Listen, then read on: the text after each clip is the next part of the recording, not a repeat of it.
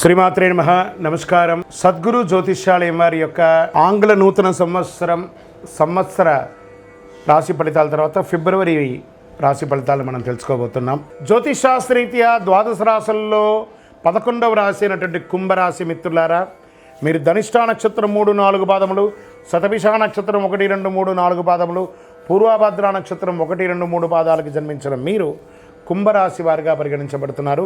ఈ నెల మీకు శుభ ఫలితాలు ఎలా ఉన్నాయనంటే, శని 7.5 శని నడుస్తుంది, 7.5 శని సంచారం ఎల్నాడి ప్రభావంతో కుంభరాశి మిత్రులారా ఈ నెల ఫలితాలు మిశ్రమంగా ఉంది. సూర్యుడు మరియు బుధుడు 12వ ఇంట్లో ఉంటారు, బృహస్పతి 4వ ఇంట్లో, శుక్రుడు మీనరాశులు 2వ ఇంట్లో, బుధుడు ఈ నెల ప్రారంభంలో 12వ ఇంట్లో, కుజుడు మొత్తం నెలలో 5వ ఇంట్లో, కేతువు 8వ ఇంట్లో, రాహువు ఇంకా శుక్రుడు 2వ ఇంట్లో, బుధుడు మరియు సూర్యుడు 12వ ఇంట్లో ఉంటూ, దీనివల్ల ఏమవుతుంది, ఈ గ్రహాలంతా ఇలా ఉండడం అంటే అధికమైనటువంటి ఖర్చులు ఉంటాయి.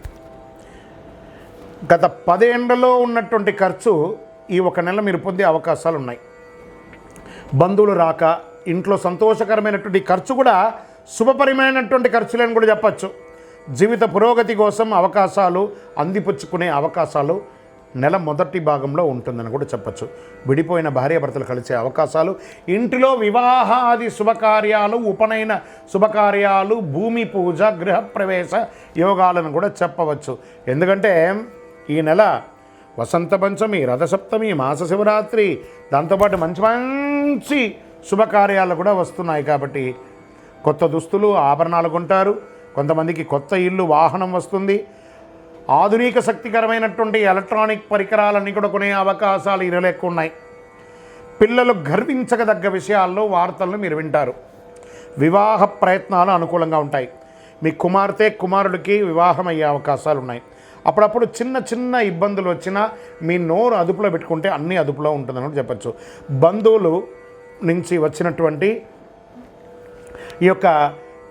వచ్చినటువంటి ఏ విధమైనటువంటి ఇబ్బంది వచ్చినా అవన్నీ కూడా తొలగిపోతుందని కూడా చెప్పచ్చు. కాస్త ఓపిక పట్టండి.